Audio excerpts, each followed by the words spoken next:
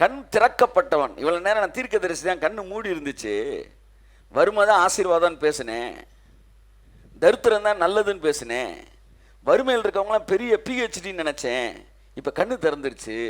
கண் திறக்கப்பட்டவன் விளம்புகிறதாவது இஸ்ரவேலை ஆசீர்வதிப்பது கர்த்தர்.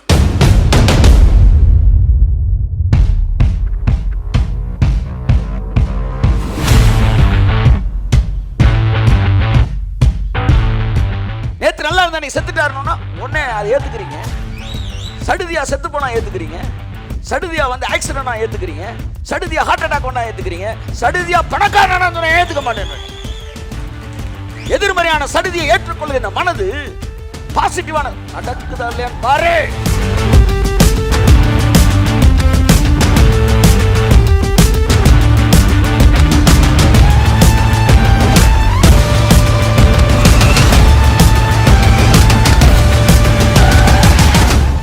உங்களை ஐஸ்வர்யவான் ஆக்குவதற்கான அத்தனை வேலைகளையும் தேவன் துவக்கிவிட்டார். ஸோ இந்த வார்த்தையை கேட்டுக்கொண்டிருக்க நீங்கள் மாத்திரமல்ல, உலகம் முழுவதும் கேட்க போகிற அத்தனை பேர் வாழ்க்கையிலும் அதில் எத்தனை பேர் இந்த வார்த்தையை திறந்த மனதுடன் விசுவாசிக்கிறார்களோ எழுதி வைத்துக் கொள்ளுங்கள். இந்த வருஷத்தில் அவருடைய வளர்ச்சி மிக பயங்கரமானதாயிடும்.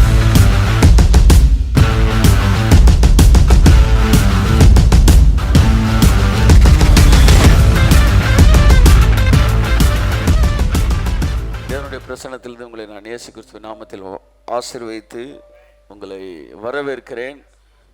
கர்த்தர் தாமே பெரிய காரியங்களை செய்கிறார். இந்த புதன்கிழமை ஐஸ்வர்யத்தை பற்றி என்ன செய்து கொண்டு வருகிறோம்? தியானிக்கிறோம். ஆமென் சொல்லுவோம். கர்த்தர் நல்லவர். ஸோ என் அன்புக்குரியவர்களே, ஐஸ்வர்யம் என்பது தேவனுடைய சித்தத்தில் ஒன்று. என்னைக்கு இது தேவனுடைய சித்தம் என்பது உங்கள் மனசில் புரியுறீங்களோ, இப்போ நீங்கள் சித்தத்தில் இல்லை அப்படின்றது நம்ம புரிஞ்சுக்கணும். சித்தத்துக்கு வெளியில் இருக்கிறாள் மெதுவாக சித்தத்துக்குள்ளே வரும் அப்படின்னு நினைப்பீங்களா? உடனே சித்தத்துக்குள்ள வரும்னு நினைப்பீங்க இல்லையா? அப்படித்தான் ஐஸ்வர்யம் என்பது தேவனுடைய சித்தம். இஸ்ரவேலை, அதுக்கு முன்னாடி ஒரு வசனம் இருக்கு புதிய ஏற்பாட்டில், நன்மையும் பிரியமுமான சித்தம் இன்னதென்பதை அறிந்து கொள்ளுங்கள், அறிந்து உங்கள் மனம் புதிதாகிறதுனாலே மறுரூபமாகுங்கள்.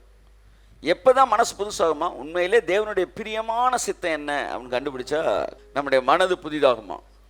ஆமென். அப்போ பிரியமான சித்தம் என்ன? பிலேயாம் சொல்றான். என்ன சொல்றாரு?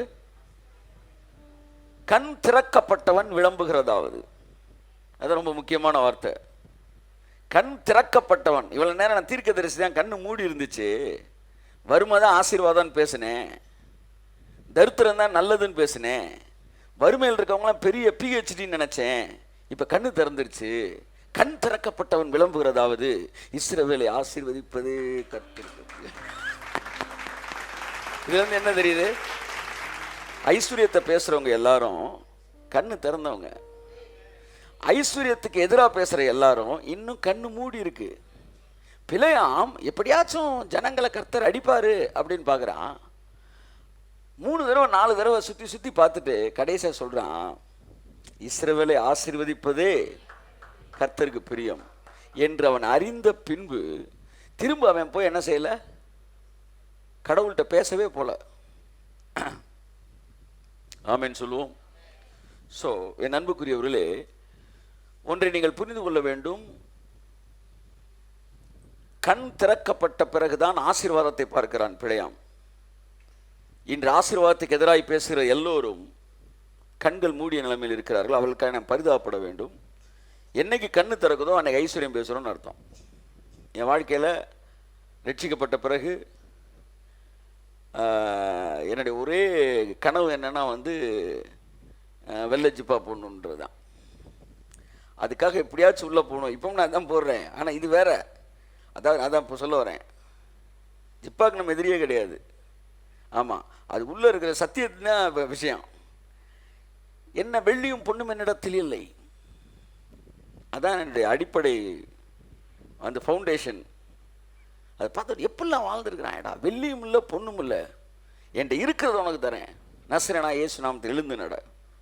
அப்போ வந்து வெள்ளியும் பொண்ணு இருக்கக்கூடாது அப்படின்ற மைண்ட் செட்லேயே வளர்ந்தோம். நம்ம தியாகியாகணும், உருகணும். நம்ம எவ்வளவு நம்மளை அழிச்சுக்கிறோமோ அவ்வளவு ஜனங்கள் நல்லா இருப்பாங்க. இதெல்லாம் வந்து என் மனசில் இருந்துச்சு. ஆனால் தேவனும் இரக்கத்தில் ஐஸ்வர்யம் உள்ளவராகி, அதான் இரக்கத்தில் ஐஸ்வர்யம் உள்ளவராகி எப்படியாக நம்மள்ட்ட வந்து என்ன செய்கிறாரு, சத்தியத்தை என்கவுண்டர் பண்ணுறாரு, நம்மளை சத்தியத்தை வச்சு. அப்போ தான் நான் ஏற்கனவே சொன்னது போல் பல விஷயங்களை என்கவுண்டர் பண்ணுறாரு. அதில் ஒன்று 95 போங்கே வராரு, வந்து பாஸ்டர்ஸ்க்கு ஏதோ ஒன்று பேசுகிறாரு, முச்செடியை பற்றி பேசுகிறாரு. பல தடவை நான் சொல்லியிருக்கேன், கண் எப்படி திறக்குதுன்னு சொல்ல வரேன். அப்போ அவர் சொல்ல, நீ எரிந்து பிரகாசிக்கணும். யோவான் சொன்ன எரிந்து பிரகாசிக்கிற விளக்காக இருந்தான். இதே வசனத்தை நாங்கள் படிச்சிருக்கிறோம். எரிந்து பிரகாசிக்கணும்னா நம்ம வந்து மெழுகுதிரி தானே எரிஞ்சு பிரகாசிக்குது. இப்போ மெழுகுதிரி எரிஞ்சு பிரகாசிக்க பிரகாசிக்க என்ன நடக்குது, மெழுகுதிரி உருகுது. அப்படி தான் நம்மளும் உருகணும். கர்த்தர் சொன்னார் எரிஞ்சு பிரகாசிக்கணும், ஆனால் எது எரியுன்ற கூட நீ சூஸ் பண்ணக்கூடாது, பைபிள்லேருந்து நான் தான் சூஸ் பண்ணி தருவேன். முச்செடி ஒன்று எரிஞ்சு என்ன செஞ்சு பிரகாசிக்குது. அதை பிரகாசித்த உடனே மோஸ்ட் அட்ராக்ட் ஆகி உள்ள வரான். நீ நானும் எவ்வளோ பிரகாசிக்கிறோமோ அவ்வளவாய் ஜனங்கள் ஈர்க்கப்படுவார்கள். ஆனால் அந்த முச்செடியோ பசுமையாக இருந்தது. அப்படி முடிச்சாரு. அன்றைக்கு என்னுடைய கண்கள் திறக்கப்பட்டது. நாம் பிரகாசிக்க முடியும், நாம் பசுமையாகவும் இருக்க முடியும். நம்மை உபத்திரவத்தில் பூரணப்படுத்தி ஜனங்களை பரலோகத்தில் அழைப்பது தேவனுடைய சித்தம் அல்ல. நம்முடைய ரட்சிப்பின் அதிபதியை உபத்திரவப்படுத்தி அந்த உபத்திரவத்தினாலே நம்ம எல்லாரையும் அல்லேலூயா சொல்லுங்க பரலோகத்திற்கு கொண்டு வந்து சேர்ப்பது தேவனுடைய சித்தமாக இருக்கிறது. ஆகவே என்னுடைய உபத்திரவம் மற்றவங்க உபத்திரவமோ ஒரு கதைக்கு என்ன செய்யாது, ஆகாது. அதனால 10 காசுக்கு பிரயோஜனம் கிடையாது. ஆமென். ஆகவே ஊழியர்கள் தங்களுடைய கிரயத்தை கிறிஸ்துவின் கிரயத்துக்கு மேலாக பேச வேண்டியதில்லை. அப்போ கண்ணு திறக்கப்பட்ட உடனே நான் ஆசீர்வாதமாக இருப்பதே தேவனுடைய சித்தம் என்பதை நான் புரிந்து கொள்கிறேன். இப்போ நீங்கள் ஐஸ்வர்யத்தை விரும்ப ஆரம்பிச்சிட்டிங்கன்னா என்ன அர்த்தம்னா, உங்களுக்கு கண்ணு திறந்துருச்சுன்னு அர்த்தம். கர்த்தர் உங்களை ஆசீர்வதிப்பார், இன்னும் அதிகமாக ஆசீர்வதிப்பார். உன் தேவனாகிய கர்த்தர் உன்னை மென்மேலும் ஆசீர்வதிப்பார். நீங்கள் பெருகி கொண்டே இருக்கிறீர்கள். கர்த்தருடைய மகிமை உங்கள் மேல் இருக்கிறது. உங்களை ஐஸ்வர்யவான் ஆக்குவதற்கான அத்தனை வேலைகளையும் தேவன் துவக்கி விட்டார். ஸோ இந்த வார்த்தையை கேட்டுக்கொண்டிருக்க நீங்கள் மாத்திரமல்ல, உலகம் முழுவதும் கேட்க போகிற அத்தனை பேர் வாழ்க்கையிலும் அதில் எத்தனை பேர் இந்த வார்த்தையை திறந்த மனதுடன் விசுவாசிக்கிறார்களோ எழுதி வைத்துக் கொள்ளுங்கள். இந்த வருஷத்தில் அவருடைய வளர்ச்சி மிக பயங்கரமானதாக இருக்கும். ஆமாம், not just out of my word knowledge and out of my experience I am speaking. என்னைக்கு ஐஸ்வர்யத்தை பேச ஆரம்பிச்சோமோ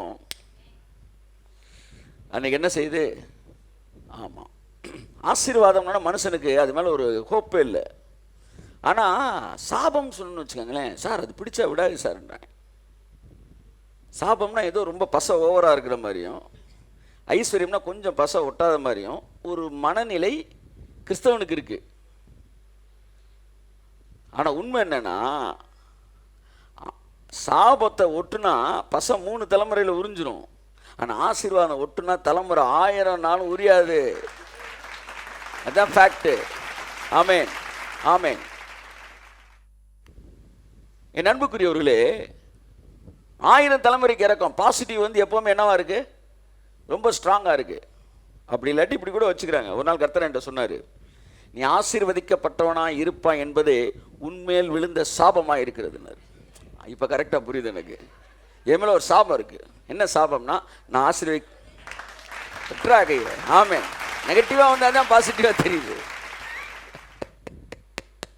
ஆமேன். மக்களுக்கு நெகட்டிவாக கொடுத்து நிறைய படம் இருக்குது. அதனால தான் நிறைய எக்ஸாம்பிள் ஏசினார், நெகட்டிவாக பேசினார். ஒரு நியாயாதிபதி இருந்தான். அவன் கர்த்தருக்கு பயப்படாதவன். எதிர்மறையை பேசி நேர்மறையை புரிய வைக்கிறார். எல்லாம் சொல்லுங்கள், என் மேலே ஒரு சாபம் இருக்குது. என் மீது ஒரு சாபம் இருக்கிறது. சொல்லுங்க, சொல்லுங்க. அந்த சாபம் என்னவென்றால், நான் வாழ்நாள் எல்லாம் என் தகுதிக்கு மீறி ஆசீர்வதிக்கப்பட்டிருப்பேன். ஆமென். I'll be blessed in word standard, not in my standard.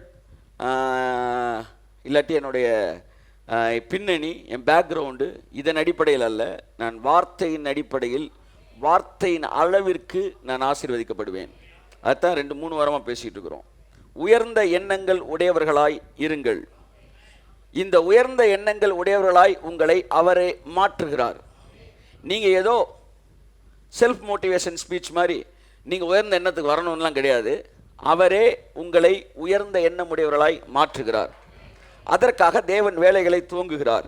முதல் கட்ட வேலை, ஆபிரகாமை வெளியே அழைத்து வானத்தை அண்ணாந்து பார், வானத்தை அண்ணாந்து பார் என்று அவனுக்கு சொல்லிக் கொடுத்தார். நட்சத்திரங்களை எண்ணு. ஆண்டவர், நான் குழந்தை இல்லாமல் இருக்க, நட்சத்திரங்களை எண்ணுனாரு. ஓ இன்ஃபினிட்டி, என்னவே முடியல, இப்படித்தாண்டா உனக்கு பிள்ளைகள் இருக்க போகிறது. இவன் ஒரு பிள்ளையை கேட்டுக்கொண்டிருந்தான், தேவனோ நட்சத்திரம் போல. தேவன் அவனை ஆசீர்வதிப்பதற்கு அவனுடைய மைண்டு தேவனுடைய மைண்டா மாறணும்னு விரும்புறாரு. நான் மெட்ராஸ் போகணும்னு நினைக்கிறேன், நீங்க கன்னியாகுமரி போகணும்னு நினைக்கிறீங்க.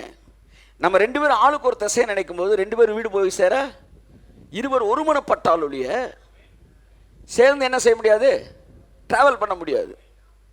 ஆமென் சொல்லுங்க. அப்ப தேவன் வந்து இவனை வந்து பெரிய லெவலில் கூட்டு போகணுன்னு இருக்காரு. அவன் என்ன சொல்றான், எனக்கு ஒரு குழந்தை கிடைச்சா போதுன்றான். அப்ப சொல்ற, இல்லப்பா நீ நானும் வந்து வேற வேற மைண்ட் செட்டில் இருக்க முடியாது. நீ என் மைண்ட் செட்டுக்கு வந்தா தான் நான் இனி ஏன் ஸ்டாண்டர்டில் ஆசீர்வதிக்கப்பட முடியும். ஏன்னா உன்னை நான் ஏன் திட்டத்துக்கு கொண்டு போக விரும்புகிறேன். ஆமென் சொல்லுங்க. உங்கள் வாழ்க்கையில் முதல் முறையாக ஜோசப் பிரின்ஸ் மெசேஜை முந்தானத்து கேட்டேன். ஒரு வாரத்துக்கு முன்னாடி கேட்டேன். ஜோசப் பிரின்ஸ் மெசேஜ் நான் கேட்டதே கிடையாது. நாட் ஈவன் ஒன் மெசேஜ் கேட்டே கிடையாது. ஃபஸ்ட்டு டைம் கேட்டேன், 3 நிமிஷம் கிளிப்பிங்ஸ், அதனால் கேட்டேன். அவர் சொல்கிறாரு, அண்ணாள் குழந்தை இல்லை, அவள் அழுது அவளுக்கு குழந்தை எல்லாருக்கும் சீக்கிரம் பிறந்துச்சு, அவளுக்கு மட்டும் லேட்டாக பிறந்துச்சு. எலிசபெத்துக்கு லேட்டாக பிறந்துச்சு. சிம்சனோட அம்மா பேர் என்ன, மனோவா அவங்க அப்பா, அவனுக்கு லேட்டாக பிறந்துச்சு. ஆனால் நல்லா கவனிங்க, இந்த லேட்டாக பிறந்தவங்க எல்லாம் சாம்பியனாகவே இருந்தாங்க. அவர் சொல்கிறார், உங்கள் வாழ்க்கையில் ஒன்று லேட் ஆகுதுன்னு என்ன அர்த்தம்னா பிறக்க போகிறது சாம்பியன் அப்படின்னு. பரவாயில்ல, ஜோசப் கிளப்பலாதான் இருக்கிறாங்க. பார்த்தப்ப அப்படியே அதில் ஜீவன் உள்ள வருது. நீண்ட நாட்களுக்கு முன்பாக வந்து அந்த உயிர்ப்பிக்கிற வார்த்தைகளை வெளியிலிருந்து நாம் கேட்கிறோம். என்னன்னா பாருங்க, ஆபிரகாம் சொல்றாரு கர்த்தர், நீ வானத்தை அண்ணாந்து பாரு, நட்சத்திரங்கள் என்ன கூடுமானால் என்ன முடியல ஆண்டவர் என்றான். அப்படித்தான் உன்னுடைய சந்ததி இருக்க போகிறது. பூமியின் தூள் மாதிரி இருக்கும், கடற்கரை மணல் மாதிரி இருக்கும், வானத்து நட்சத்திரம். தேவனுடைய எண்ணத்தை பாருங்க. அந்த எண்ணத்திற்கு ஆபிரகாம் வர வேண்டும் என்று விரும்புகிறார். எப்பொழுது வர முடியும்? வானத்தை பூமியும் உடையவர் பேசும்போது, அந்த அந்த வானத்தை நோக்கி பார்க்கும்போது தான். வானாதி வானங்களை படைத்த தேவனுடைய எண்ணங்களுக்கு நீங்க என்ன செய்ய வேண்டும்? ஏன் இவ்வளோ பெரிய வானத்தை வச்சிருக்காரு தெரியுமா? எப்பெல்லாம் உங்க மைண்ட்ல இருந்து 100 ரூபா கிடைக்குமா 200 ரூபாய் யோசிக்கிறீங்க, அப்பெல்லாம் வீட்டை விட்டு வெளியே வந்து மொட்டை மலர்ந்து விட்டு வானத்தை பாருங்க. அவ்வளோதான். வானத்தை பார்த்த உடனே இவ்வளோ பெரிய வானம், இவ்வளோ பெரிய வானத்தை படைச்சவர் எவ்வளோ அடிங்க சார், இவ்வளோ பெரிய வானத்தை படைச்ச தேவன் எவ்வளோ பெரியவராக இருப்பார். ஒரு முறை சென்னையில் உட்காந்து ஒரு குறிப்பிட்ட ஒரு இடத்துல உட்காந்து அப்படி பார்த்துக்கணும்னு சொன்னேன். அதான் சார் கமல்ஹாசன் வீடு. நான் பார்த்து அதுக்கு பக்கத்தில் ஒரு விஜய் வீடு. எல்லாம் பார்த்தீங்கன்னா சரியான பெரிய பெரிய சைஸில் கட்டியிருக்காங்க. இது இங்கே ஒரு வீடு இருக்குது, கொடைக்கானல் ஒரு வீடு, பல இடங்களில் வீடு இருக்காங்க. அப்போ மெதுவாக ஆவியானவர்கிட்ட பேசுகிறாரு, ஒரு மனிதனுடைய பவரை அல்லது அவனுடைய ஐஸ்வர்யத்தை எதை வச்சுடா கணக்கு போடுறீங்க பூமியிலன்னு கேட்டார். நிலம் எவ்வளோ வச்சுருக்கிறான்? 5 சென்டில் வீடு கட்டினவன், 50 சென்டில் வீடு கட்டினவன், அந்த எவ்வளோ இடம் அவனுக்கு சொந்தமோ அவ்வளோ பெரிய ஆள். உன் கணக்குப்படி நிறைய இடம் வச்சுருக்கதான் சொந்த பெரிய பணக்காரன்னாலும், அப்படி வச்சுக்கிட்டாலும் பூமியும் அதை நிறைவும் என்னுடையதுன்னு. உன் கணக்குப்படி நான் பெரிய பணக்காரன்டா, இந்த உலகத்தில் எவனுமே இல்லாத அளவு நிலம் எனக்கு இருக்கு. ஆமேன். இலவசமாக கொடுத்தாரு. இன்னைக்கு பத்திரம் போட்டு வித்துக்கிட்டு இருக்கிறாங்க. இவன் இன்னொரு ஆள்கிட்ட காசு கொடுத்து வாங்கினான், ஆனால் அவன் இன்னொரு ஆள்கிட்ட காசு கொடுத்து வாங்கினான். ஆனால் முத ஒருத்தர் வாங்கினா பாருங்க, அவன் ஓசியாதான் வாங்கினான். தேவன் பெரியவர். தயவுசெய்து இந்த படத்துக்கு கர்த்தர் இன்னைக்கு இந்த மாலை நேரத்தில் அவங்க கொண்டு வராரு. சார் ஒரே நாளில் முடிக்க முடியும் சார், ஒரே நாளில் முடிப்பார், ஒரே செக்கில் முடிப்பார், ஒரே நிமிஷத்தில் முடிப்பார், ஒரே நாள் நைட்டில் முடிப்பார். தேவன் சடுதியாய். நேற்று நல்லா இருந்தா நீ செத்துட்டாருன்னா உடனே அதை ஏற்றுக்கிறீங்க. சடுதியா செத்து போனா ஏற்றுக்கிறீங்க, சடுதியா வந்து ஆக்சிடென்ட் ஏற்றுக்கிறீங்க, சடுதியா ஹார்ட் அட்டாக் ஒன்றா ஏற்றுக்கிறீங்க, சடுதியா பணக்காரனா ஏற்றுக்க மாட்டேன். எதிர்மறை நேர்மறையான சடுதியை ஏற்றுக்கொள்கிற மனது பாசிட்டிவான நடக்குதா இல்லையான்னு பாரு. சார் நல்லா சார் இருந்தாரு, தின்னு செத்து போயிட்டார் சார். சொல்ல போறான் சார், சாதாரண ஹோண்டா சீட்ல வந்து இருந்தார் சார் அப்படின்னு போறாங்க. சார் சாதாரணமா தான் சார் இருந்தாரு, சாதாரணமா சார் இருந்தாரு. இன்னைக்கு அப்படின்ற மாதிரி உங்கள் வாழ்க்கையில இந்த வார்த்தையை கேட்டுக்கொண்டிருக்க உங்களை பார்த்து சொல்றேன், உங்கள் வாழ்க்கையில மற்றவர்கள் சொல்ல போகிற நாட்கள் வரும். யோசேப்பை உயர்த்தினார் பாருங்க கர்த்தர். அவனை மறந்த பானபாத்திரக்காரன் பக்கத்தில் இருந்தான். அவனுடைய பேர் என்ன, பாடி கார்டு போத்திபார் அவனும் கூட இருந்தான். எப்பவுமே இவங்க கூட இருக்கிறவங்க எந்த 2 பேரு இவன் அசட்டை நினைச்சாங்களோ அந்த 2 பேரும் நிக்க வச்சு அவனை தூக்குனார் கர்த்தர். ஆமென். போத்திபாரோட மனைவி சுலைகா. இந்த போத்திபார் என்பவன் ஒரு பெரிய மெய்காப்பாளன். ஆனா வந்து பயங்கரமான தளபதி. அவன் ராஜாவின் மெய்காப்பாளன் என்று சரித்திரம் சொல்லுகிறது. எவன் அவன் ஜெயிலில் போட்டானோ அவனே இப்போ ஹையர் அஃபீஷியல் ஆயிட்டான். அப்புறம்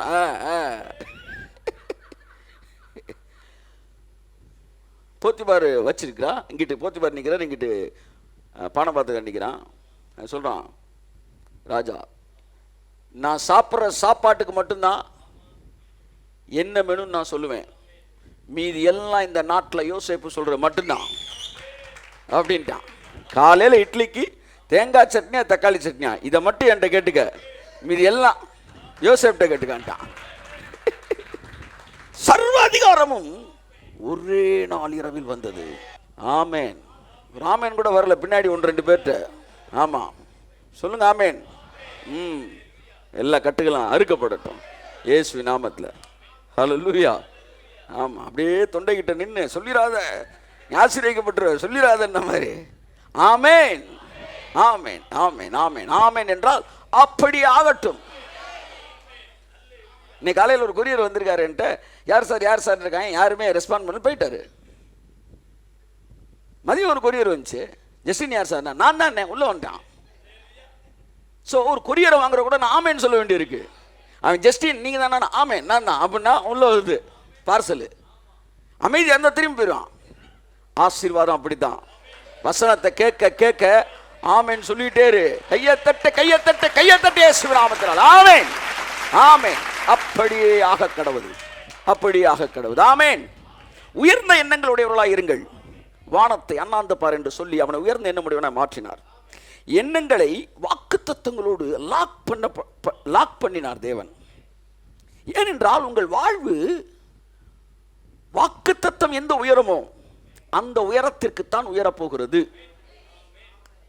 இப்போ நான் கேட்பேன் உங்களை பார்த்து, உங்கள் வாழ்க்கை எந்த உயரத்துக்கு உயரப்போகிறது அப்படின்னு கேட்டோம். நீங்கள் சொல்லணும், வாக்குத்தத்தம் எந்த உயரமோ அந்த உயரத்துக்கு என் வாழ்க்கை உயரப்போகிறது. கரங்களை தட்டி கர்த்தருக்கு நன்றி சொல்லுவோம். உங்கள் வாழ்க்கை எந்த உயரத்திற்கு உயரப்போகிறது?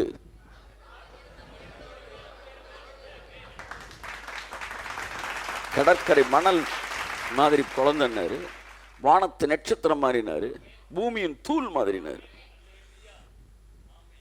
அத வேதாகம வல்லுநர்கள் என்ன சொல்றாங்கன்னா, கடற்கரை மணல் என்பது யூத ஜனங்களை குறிக்கிறது. ஆபிரகாமின் சந்ததி தான் யூதர்கள். அடுத்து பூமியின் தூள் என்பது இஸ்லாமியர்களை குறிக்கிறது. யாரு, நம்ம ஆகாருடைய பையன் பேர் என்ன, இஸ்மவேல், அந்த சந்ததியை குறிக்கிறது. அதுவும் அவனுக்கு பிள்ளை. அடுத்து வானத்து நட்சத்திரம் என்பது இயேசு கிறிஸ்துவின் வழியாய் வந்த கிறிஸ்தவர்களை குறிக்கிறது. அவனுக்கு 3 சந்ததி. ஒன்று சாரால் வழியாக, இன்னொன்று ஆகார் வழியாக, இன்னொன்று இயேசுவின் வழியாக. அவனுக்கு அநேக சந்ததி இருந்தது. ஆனால் பவுல் எழுதும்போது, வேதம் இயேசு சொல்லும்போது, நான் உன் சந்ததியை ஆசீர்வதிப்பேன் என்று சொன்னார். அந்த சந்ததி கிறிஸ்துவே. ஆமென். இந்த 3 ஏரியாவை காட்டினார். இன்னைக்கு ஆபிரகாமுடைய கல்லறையிலே யூதர்கள் எங்கள் தகப்பனை என்று அழுகிறார்கள். இஸ்மவேலர்கள் என்ன செய்கிறாங்க, அப்பான்னு அழுகிறாங்க. இதில் வேற இவங்க கிறிஸ்துவையும் வேற 20,000 50,000 பில்லை போட்டு இவங்களும் போய் என்ன செய்கிறாங்க, அப்பா எங்கள் தகப்பனேன்றாங்க. பரலோகத்தில் இருந்து ஆபிரகாம் பார்க்குறான். கர்த்தர் சொன்னார், ஒரு பிள்ளை தாழ்ற கட்ட பாடுறா எம்பிட்டு பிள்ளைன்னு. தேவன் தான் சொன்னதை நிறைவேற்றுவார். பாரு, வானத்து நட்சத்திரம் போல வராயம் பாரு, பாரு கடற்கரை மணல் மாதிரி வராயம் பாரு, இங்கிட்டு பாரு பூமியின் தூள் மாதிரி வராயம் பாரு. ஆபிரகாமின் வாழ்க்கை எந்த உயரத்திற்கு போனது? தேவன் வாயை திறந்து சொன்ன வார்த்தையின் உயரத்திற்கு போனது. என்னுடைய வாழ்க்கையும் உன்னுடைய வாழ்க்கையும், என் அருமையான மகளே மகனே, இந்த உலகத்தில் நேற்று என்ன நினைச்சு முந்தானே என்ன நினைச்சு யோசிச்சுட்டு இருந்தீனா அந்த உயரத்தில் நீ வாழ போற. ஆனா வார்த்தை என்ன சொன்னது என்பதை யோசிக்கும் போது நீ அந்த உயரத்தில் பறக்க போகிறாய். ஆகையால் தான் தேவனுடைய பிள்ளைகளை வேதம் கழுகு என்று சொல்லுகிறது. கழுகுனா என்ன அர்த்தம்னா above all, எல்லாத்துக்கும் மேல. காக்கா குருவிலாம் ஏரியாக்குள்ள சுத்திக்கிட்டு இருக்கும், கழுகு மட்டும் அப்படியே மேல சுத்திக்கிட்டு இருக்கும். ஒருத்தர் எழுதுறான், மழை பெஞ்சா எல்லா பறவையும் நனையுமா, கழுகு மட்டும் நனையாது. ஏன்னா எல்லா பறவையும் மேகத்துக்கு கீழே பறக்குது, கழுகு மட்டும் மேகத்துக்கு மேல பறக்குது. கழுகு வந்தா ஃப்ளைட்டே பயப்படுறாங்க. ஆமேன். அப்ப நம்ம யாரு? கழுகு. எல்லா பறவையும் இப்படிதான் பறக்கும், கழுகு மட்டும் அப்படியே பறக்குது. என்ன சார், அலட்டிக்கவே அலட்டிக்காது. கழுகு ரெக்க அடிச்சு நீங்க பார்க்க முடியாது சார். ஏதோ இந்த பூமிக்கு ஸ்டாண்டர்டுக்கு வரும்போது தான் அடிக்குது. எந்திரிச்சிருச்சுன்னா கழுகை பற்றி படிங்க படிங்க, நிறைய மேட்ரு உங்களுக்கு வரும். நீங்கள் யாருன்னு உங்களுக்கு தெரியும். அதில் ஒன்று படிச்சு நம்ப மாட்டீங்க. ஒரு முறை கழுகு இப்படி சட்டை ஹைட்லேருந்து நல்ல ஹைட்டில் போயிட்டு அப்படின்னு அடிச்சிச்சுன்னா 450 கிலோமீட்டர் அப்படியே போயிட்டே இருக்குமா. 450 கிலோமீட்டர் சார் அப்படியே போயிட்டே இருக்குமா. அது வேலை வாழை வச்சு டைரக்ஷனை மட்டும் தான் மாற்றணும். அது இறங்கணும்னா அந்த லேயராக இருக்கும் பாருங்க. அந்த ஃபெதர்ஸ் வந்து 2 அடுக்கு 3 அடுக்கு இருக்கும். அதில் ஃபஸ்ட் அடுக்கு தூக்குனா அப்படியே ஒரு 10-200 ஃபீட் இறங்கும், 10-100 ஃபீட்டு. அடுத்து அப்படியே தான் ஃப்ளைட்டை அமைச்சிருக்காங்க. எப்போ இறங்கணுமோ அப்போ சைடில் இருக்கா, நீங்கள் பாருங்கள், ஜன்னல் பக்கம் உட்காந்துருக்கும், விண்டோ வழியாக நீங்கள் பாருங்கள் தெரியும். என் அன்புக்குரியவர்களே, இந்த கழுகு அப்படி போயிட்டுருக்கோம். பதறாத வாழ்வு, சிதறாத மனமும் பரிசாக தேவன் அருள்வார். எழுதியவர் உன்னைக்கே தீர்க்கதரிசிதாயா. ஆமாம், எதிர்காலத்தில் பதறாத வாழ்வும் சிதறாத மனமும் பரிசாக தேவன் அருள்வார். இன்னைக்கு அங்கே தான் நீங்கள் வாழ்ந்துகிட்டு இருக்கீங்க சார். அநேக பழைய ஏற்பாட்டு தீர்க்கதரிசிகள் எழுதினார்கள், வாழவில்லை. ஆனால் இந்த தீர்க்கதரிசி எழுதிட்டு வாழ்ந்துகிட்டு இருக்காரு. நமக்கு பரிசாக தேவன் அருள்வார். என்ன சொல்ல வரேன்னா, உயர்ந்த எண்ணங்கள் கழுகை போல. உங்கள் உயர்வு உங்கள் பலத்தை சார்ந்ததல்ல, உங்கள் பலத்தோடு தொடர்புடையது அல்ல. உலகத்தில் பலத்தை வச்சுதான் வாழ்க்கை. அது உலகம். உலகத்து வந்து வேற கிங்டம், அங்க வேற சட்டம். தேவனுடைய ராஜ்யம் வேற ஒரு ராஜ்யம், இங்கு வேறொரு சட்டம். அதை நீங்கள் புரிந்து கொள்ள வேண்டும். ஊருக்கு ஊர், நாட்டுக்கு நாடு சட்டம் என்ன செய்யுது, மாறுது. இந்தியாவில் லெஃப்டில் ஓட்டுறாங்க வண்டியை, ட்ராக்கு. அமெரிக்காவில் ரைட்டில் ஓட்டுறாங்க ட்ராக்கு. இங்கே வந்து சுவிட்சை கீழே போடுறாங்க, பிரிட்டிஷ் கீழே போடுறாங்க, அமெரிக்கன்ஸ் மேலே போடுறாங்க. என் நண்புக்குரிய சுவிட்சு கூட மாற்றி மாற்றி தான் போடுறாங்க சார். இப்போ நான் என்ன சொல்ல வரேன்னா, நீங்கள் எப்படி உலகத்தில் இருக்க அந்த சட்டத்தை கிங்டம் ஆஃப் காடுக்குள்ளே கொண்டு வர முடியும்? இங்கே வேற சட்டம். இங்கே உங்கள் உயர்வு உங்கள் பலத்தை சார்ந்ததல்ல, உங்கள் சம்பாத்தியத்தை சார்ந்ததல்ல, அது தேவனுடைய திட்டத்தை சார்ந்தது. அவர் எந்த அளவு திட்டம் வைத்திருக்கிறாரோ அந்த அளவு நான் உயரப் போகிறேன். அதாவது தேவனுடைய வாக்கு தத்தம் எந்த உயரத்தில் இருக்கிறதோ அந்த உயரத்தில் தான் என் வாழ்க்கை இருக்க போகிறது. உள்ள வாங்குங்க, உள் வாங்குங்க. ஆமென். வார்த்தை காதுகள் வழியாக, மாம்சத்தின் வழியாக, ஆத்மாவின் வழியாக ஆவிக்குள்ளே கடந்து செல்லட்டும். என் அருமையான தேவனுடைய பிள்ளைகளே, என் வாழ்க்கை வாக்கு தத்தத்தின் உயரத்தில் தான் இருக்கும் இருக்கும் இருக்கும். தேவன் வந்து பயங்கரமான ஆளாங்க. அவர் வரும்போது ஒரு மேட்டரை யோசிச்சுக்கிறேன். ஒரு ஆள்கிட்ட உனக்கு வந்து ஒரு 37 வயசில் தரேன், 35 வயசில் தரேன் அப்படின்னு ஒரு ப்ராமிஸ் பண்ணிட்டான்னு வச்சுக்கோங்களேன். இல்லை ஒரு 20 வயசில் உங்களுக்கு தரேன் அப்படின்னு சொன்னது அவனுக்கு 25 வயசு ஆயிடுச்சுன்னு வச்சுக்கோங்களேன். நம்ம என்ன நினைக்கிறோம், வார்த்தை நிறைவேறலன்னு. அப்போ கர்த்தர் எனக்கு அதை காட்டுறாரு. 20 வயசில் தரேன்னு ஒருத்தன் சொல்லிட்டு அவன் 23 வயசு ஆகி போச்சு. அப்போ கர்த்தர்கிட்ட இப்போ என்ன ஆண்டவரே 20 தரேன், 23 ஆயிடுச்சு அப்படின்னா, இல்லையே அவன் 20 இருக்கான்றாரு. என்ன நடந்துக்கிட்டு இருக்குன்னா, அவர் 20ல் தரான்னு சொன்னனால அவன் ஏஜ், அவனுடைய செல்லு, அவனுடைய எல்லாமே 20ல் நிற்குமா அப்படியே. அதனால் அவர் பதறாமே இருப்பார். அவர் வார்த்தை நிறைவேற வரைக்கும், செங்கடல் எப்படி வந்து ஜனங்கள் போகிற வரைக்கும் வெயிட் பண்ணிக்கிட்டே இருந்து அடுத்து இவங்க வந்து மூடிச்சோ, அப்படி வார்த்தை நிறைவேற வரைக்கும் எல்லாம் அப்படி வெயிட் பண்ணிக்கிட்டே இருக்கும். அண்ட சராசரம் காத்து கொண்டு இருக்கும். அவர் வார்த்தை சாதாரணமானதல்ல. அவர் வார்த்தை அண்ட சராசரங்களை இயக்குகிறது.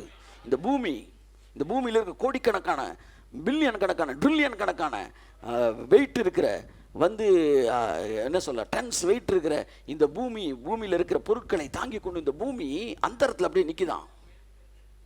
எதுக்கு? நான் ஒரு வார்த்தையில் நில்லுன்னு நான் அப்படி நின்றுக்கிட்டே இருக்கான், சுத்து நான் அப்படி சுற்றிக்கிட்டே இருக்கான், பெருகட்டும் நான் மீன் பெருகிட்டே இருக்கான்.